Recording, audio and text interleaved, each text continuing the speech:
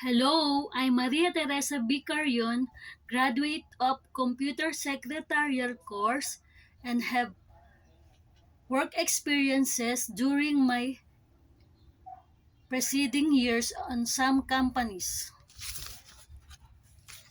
I have also experienced working as a teacher aide on one of the school in our community, learning on some important matters like communication skills and render services to the students for them to learn more efficient and to have self-confidence that will broaden their younger years on coping up with the realization of life and the importance of education for their future. I have heard that this company has the best standard on the field of professionalism. It's the best company and has produced educated and intelligent people in the field. I do believe that this company would produce more quality work and would be highlighted in its good reputation.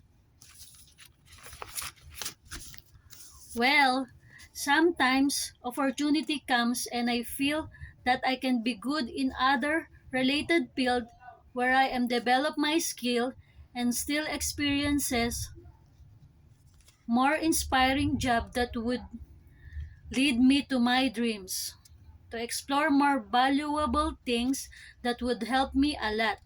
Because I do believe that learning is a continuous process. Maybe I am a first timer on this job, but I do believe that I can be productive in this company. I can handle work without hesitation and can render assigned tasks efficiently. Through my experiences, I have been working so hard that I can easily manage through my skills and self-esteem.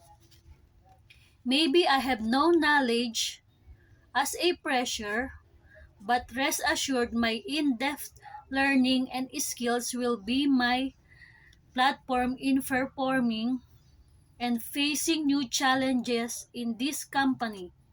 My willingness and perseverance will be my asset to this company. To this, I have an opportunity to show that I can be the best in this field.